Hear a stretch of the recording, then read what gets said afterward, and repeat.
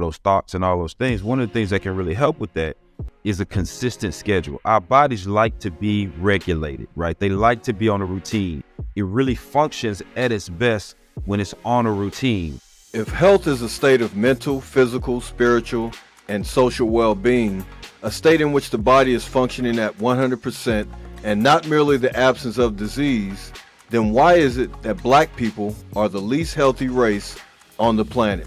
Welcome to Black Health by Evoke, a podcast where we discuss the unfair access to care, health inequality, and the cultural and generational impact of poor health in our communities. It's time for us to take responsibility for our own health. Meet Dr. E, Dr. T, and myself, Dr. V. We want Black people to be encouraged and empowered, for our people are perishing for lack of knowledge. It's time for Black health to thrive, not just survive.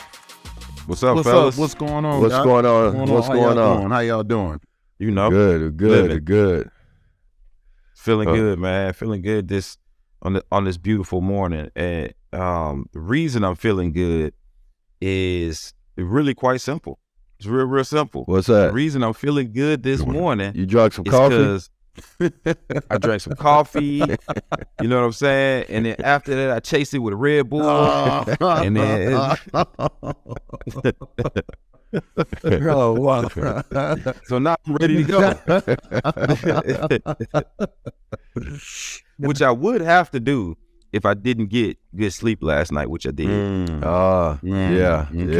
sleep. I was worried about you for a minute, man. I mean, like that, coffee and Red burn Bull. that candle on both ends. Hey, that's some gladiator type stuff right there. I mean, you ready to go fight a war after that? I mean, gosh, or have a heart attack. One of the two. Well, just explode in your chest. Right. Oh God! But you know that's funny. You know, you said that because I get what sleep is like the natural. What is that? Natural caffeine, or is that no additives? The natural healer. Okay, it's definitely that. Man, you know, man, if you had to define sleep, how would you define sleep?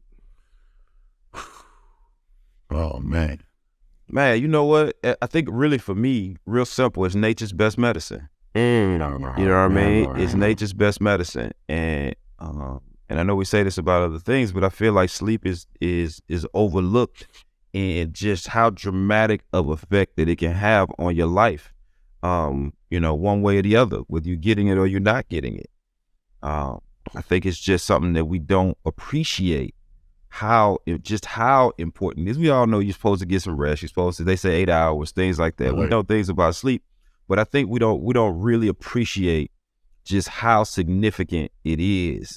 The difference between 4 hours and 6 hours, the difference between 6 hours and 8 hours, and the impact that it literally has on your health, both physically and mentally. Yeah, I love that. How you broke that down as far as nature's best medicine. When you think about medicine, your body's so many chemical reactions are happening in your body while you're sleeping. What were you about to say, Dr. Tipler? I mean, you about to go right into that? Yeah, I mean, really hitting on what you guys just hit on. I was trying to figure out, when you think about sleep, and this is hopefully for people to help people understand the importance of sleep. The definition of sleep is basic. It's a period. It's basically something that's natural.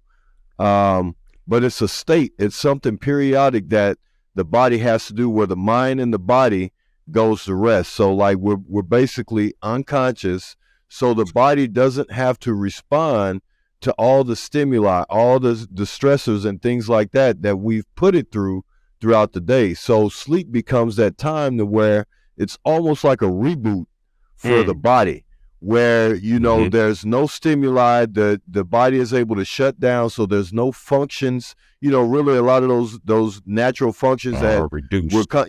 They're all reduced. So it's given the body to go through that healing process of everything that we've put on it the day before, or throughout that day before we actually go to sleep. So man, when you look at it like that, sleep is actually very important to life and survival. You could argue, besides oxygen and maybe water, that sleep is probably number 3. Yeah.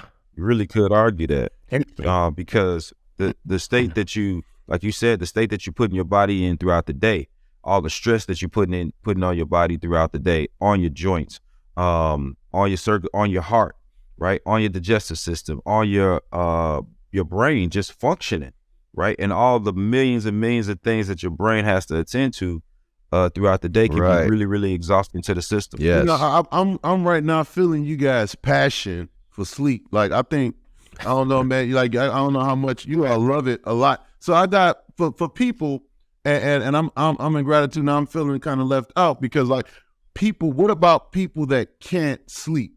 Okay, number one, I'm gonna ask this question because I want to know from both of you guys because I need the juice. So if I can't sleep and I'm taking something to go to sleep, do I get the same benefit from your 6 to 8 hours of sleep from not using medication, from my 6 to 8 hours from maybe taking an Ambien or a chamomile tea? Well, chamomile tea is more natural, or even some CBD, because a lot of people are using not sativa, but the other one to have them kind of mellow on out. So yeah, is it the same benefit? Do I get it? You know, I think to a certain degree, yes. I would say yes, but we all know that anytime you're using any type of prescription or over-the-counter medication to make the body do something, over time it becomes it becomes detrimental to your health. It becomes detrimental to the body itself. So I think, resting period for someone that can't sleep and having to use some type of aid, the sleep is what's important, but the way that they're getting that sleep and the way that they're falling asleep is what's unhealthy. Especially long term. Yeah. Right. Especially, taking that angle of, using things to help you to sleep long term. I think the real key is really digging into and figuring out why you can't sleep, because there is a reason, right? It's not just this is how I am. There's something going on, be it physically, chemically, or mentally, that's keeping you from sleeping. So it's really digging into the why of it, and that's a question that we can't answer because there's so many different reasons, right, why people can't sleep. Anxiety, the food that they ate, right, the lack of exerting of energy throughout the day. Like, it's so many different reasons why people can't get rest at night. It's difficult to pinpoint exactly what it is, but I think digging into figuring out why you can't sleep as opposed to chemically inducing sleep is probably really, a really important thing for people to do that are having trouble getting rest they need. If a person is a person that's not sleeping, and sometimes people are unaware that they're not sleeping, and say you have a loved one or your child, what are signs and signals or symptoms of people that, what do they look like? How are they acting that aren't getting enough sleep? Because I might not be getting enough and I don't know. And that's why I keep tripping up the stairs, or I'm constipated, or my energy is low after a certain time. What are some, did I just give some? What are some things? Yeah. That's the question and answered it. I think that's pretty much what happened. What are some things that you can see visibly? Weight loss, some of the things that you just explained. It could be weight gain. I'm sorry.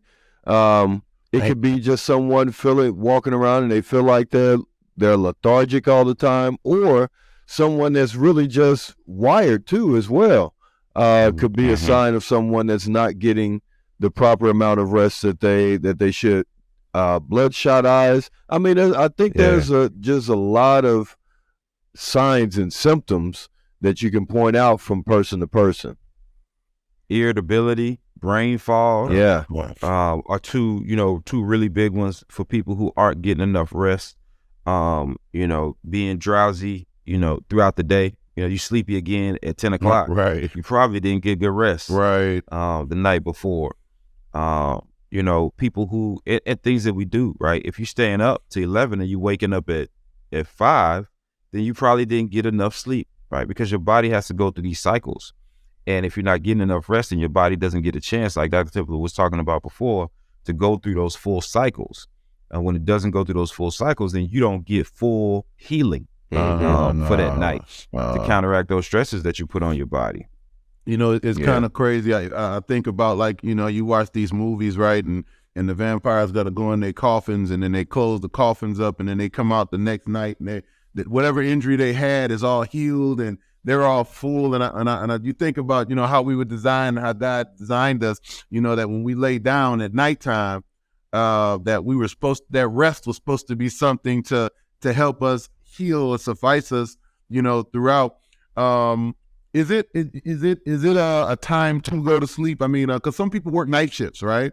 We're supposed to go to bed when the sun goes down. I mean, when the sun goes down, we're supposed to get up right when the sun comes up, supposedly, right? Yeah. To be our body to be at its healthiest cycle. Do you think that it actually lowers the health state of people that actually work these night shifts, or that even if their body kind of tries to acclimate to it? I don't know. I definitely think so. You think about it, for someone that works overnight, when are they sleeping? During the day, right? Right. So we also know that sunlight is very beneficial for health. Sunlight is also when we absorb enough sunlight, it also helps with the sleep process. So if you can imagine someone that's never getting any sunlight, what that could be doing to their body, it's damaging over time. So I think the body acclimates to it because that's what the body is capable of doing, adapting. But also in an instant where the body is adapting to things doesn't necessarily mean that it's a healthy adaptation to something. Right. I think that's a really good point, because the body has an amazing ability to adapt to almost any conditions that we put it under. That doesn't mean it's healthy. Right. So, you know, so that person who's been working that second shift or that third shift for 20 years, you can see the effects over time, you know, on their health. You can see the stress that is put on their body over time, and the results of, you know, that compounded stress over, you know, year after year after year, and how it really ends up affecting them long term. So some of those things, you know, that you can get from sleep, the benefits of sleep. One of those I thought was interesting was digestion, right? Is it while you're sleeping, your body's in a state where you really are digesting your food better. Ain't that right, Dr. Vaughn? I'm telling you. You know, I look at, as far as with digestion, you talk about those kidneys, right? You get people that you see and they work out, right? And they be having nice arms, right? The chest, and then they got this bubble right here. It's a bubble, and because it's round, and it sits there, and it's like I can't, doc. I drink the lemon water with the cayenne. I'm trying to burn it, right? I got the yeast stem machine hooked up to this baby, and it's jiggling, right? And it's not getting smaller, right? So the reason why is because when we're not getting proper rest, our body's under a certain state of stress. Those adrenal glands are producing cortisol. That cortisol has to go somewhere. It's going to hurt your body. So we get this bubble that sits around here because the fat won't burn. So when you talk about digestion and weight loss, you can't.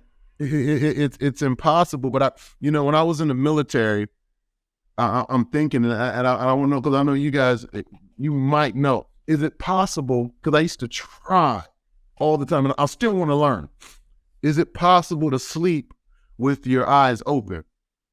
Because, like, if I could do that, I think I could change the world. Like, I mean, like, no, I'd be, I mean, just some of the things. Is it possible to do that? You can still work while you're sleeping? You can still work while you're sleeping? I'm working while I'm sleeping. Like, I could be a politician. So, like, I could just be on TV, just sitting there at the Congress room, and I could be like this, and then I could be sleeping. I sleep all the time. I can make big changes. I think when you think about the naturalness of sleep. Part is that a new rant I just made? Right. I like the naturalness because it brought me back. It brought me back. It made me, That's a bill, right? That's a bill right there. I like that one. Yeah. Yeah. But I like the naturalness. But when you think about that, I mean, a natural part of sleep is for the eyes to be closed. I mean, Kind of need it. Well, because you're shutting off that window, right? You're shutting off that vision, right? Stimulus, right? You want to reduce that stimulus. It's the same as, and that's a good point, right? The eyes being closed is the same as the room being quiet. Yeah. Right? Or the lights being off. Yeah. Or there not being a lot of movement, right? Reducing all that stimulus is a way for you to get better, more restful sleep. A lot of times people will sleep with the TV on. They'll sleep with music on. They'll do things like be on their phone for 45 minutes, laying in the bed before they start to lay down, adding too much stimulus. Another stimulus is eating late at night. Right? Eating late at night before you go to bed. Your body's working to digest all that stuff. That's another one of those things that can keep you from getting good rest. So when you add all these stimulus, right, like trying to sleep with your eyes open, then your body cannot rest the way it's supposed to. So I think that's a really important tip, y'all, is reducing all of the stimulus around you when you're trying to get rest at night. Yeah. And even if you're blind, like, cause you can't sleep with your eyes open. There's no stimulus coming in, right? So like Dr. Vaught is giving us some very challenging challenging questions this morning. So being blind with no stimulus, some stuff for us to think about. Yeah, let's talk about those other benefits to getting some good rest. So but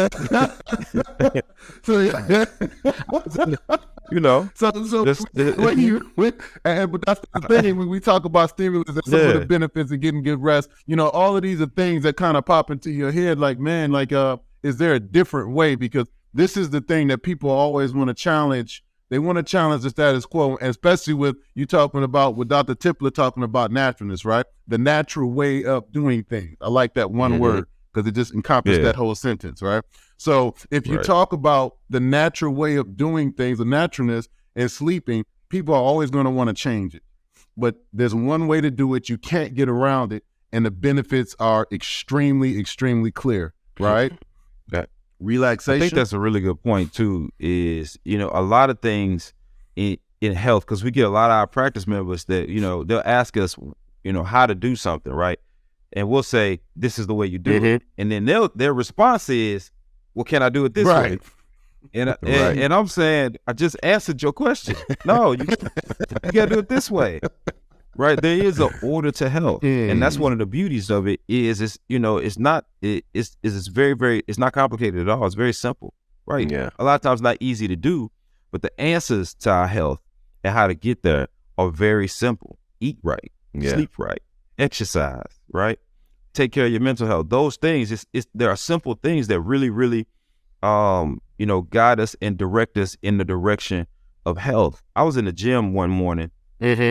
And I was talking to this guy, he's really fit. Right. And, I said, what are some of the things that you do in order, and he was older, he was in his mid 50s or so, a really fit guy. And I said, what are some of the things you do in order to maintain or to, to stay healthy?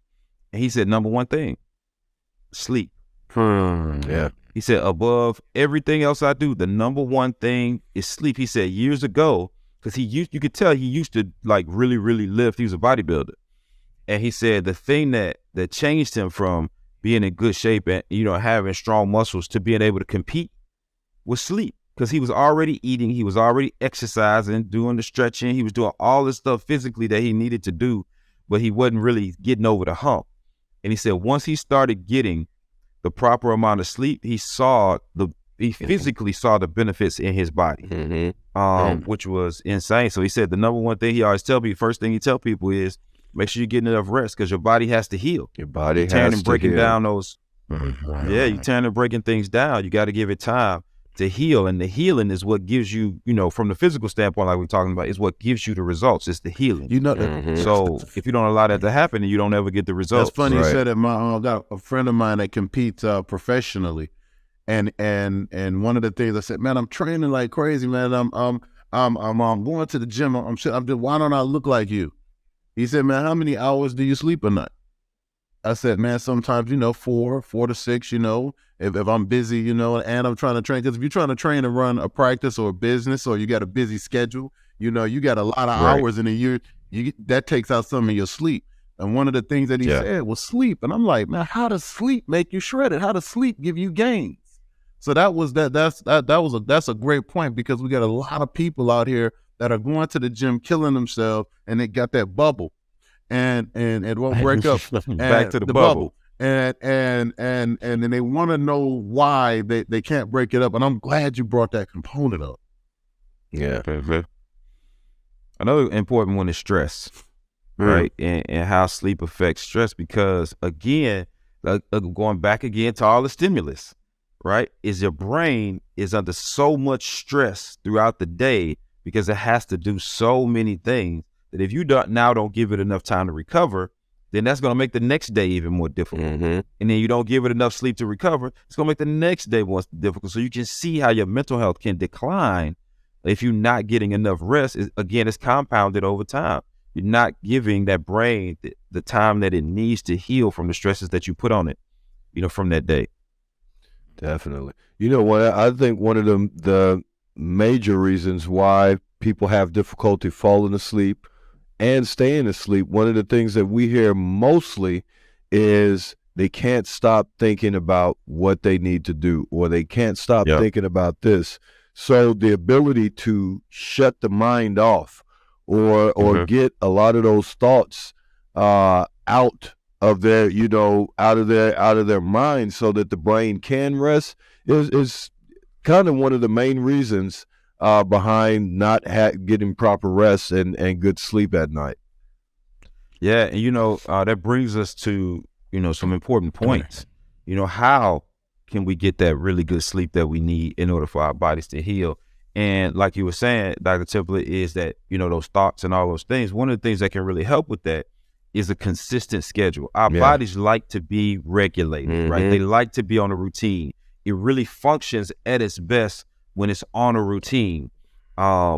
Eating at the same time of the day, exercising at the same time of the day, and sleeping, at the same time of the day. So some consistency in that schedule really, really does make a difference when it comes to being able to rest, because your body can begin to prepare. If your body knows you go to sleep at 9:30 every night, it will start the process to shut down, because it's so regular. It'll start the process to shut down. That's why it's people who you see that sleep early. When you see them at 9 o'clock, their eyes looking like this, right? They eyes about rolling back in their head. They can't keep their eyes open. It's because they're on that routine, and their body is ready. Don't talk about me like that. I mean, I wasn't gonna mention, how often you fall asleep on Zooms. I wasn't gonna mention that. And I'm gonna tell you, Dr. Vault, none of those times are your eyes open. You can see you fighting trying to keep them open. Hey, benefits of sleeping. Benefits. Right.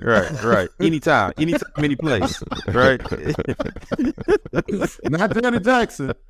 Benefits of sleeping. Right.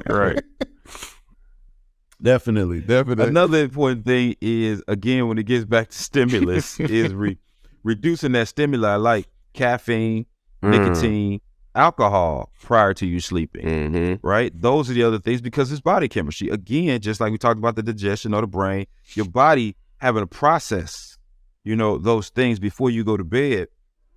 And we know the things that caffeine and nicotine can do as far as being a stimulus. And so you're moving in the wrong direction.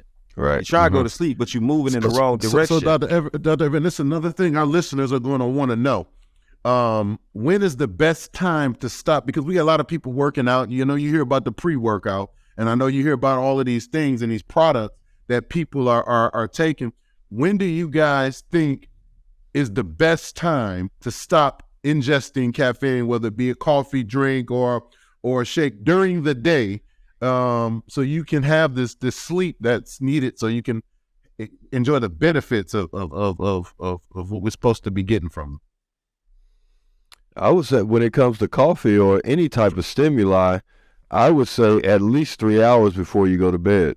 At least, yeah. Okay. Yeah. Okay. You got to give your body time to process that before you go to bed. The same thing with eating. Yeah. At least a couple of hours, 3 to 4 hours before you go to bed. It's probably the best. And I know that's not what most people do. Right. But which is why they had a bubble, right? That's why they had a bubble, like because they eat an hour before bed. Right. So again, the overall point is just reducing that stimuli. We talked about avoiding screens before you go to bed. So avoiding all that stimulus before you go to sleep, I think is the number one thing that you can do in order to get a restful sleep. The other thing that we find is really important is how comfortable your body is able to get. As chiropractors, we have people who come into our office all the time with issues with pain, right? And so what we find with people who have pain and discomfort is that they're not getting restful sleep because they can't even get their bodies in the positions to get restful sleep.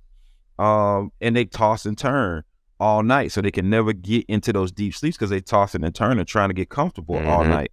That's why we see as people begin to get adjusted and their body begins to get aligned and the nervous system is functioning the way it's supposed to, is that those people begin to rest better and sleep better. Definitely. Excellent. Wow. Yeah. So again, we always appreciate you guys for listening to Black Health by Evoke. We try to bring you the information that you need that you can apply immediately, right? And bring some naturalness into your life, right? So thank you guys as always for listening to our podcast. Thank you. Thank you.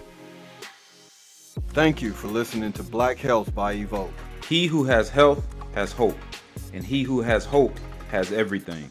You can find us at www.evokingblackhealth.com or all social media platforms at Evoking Black Health.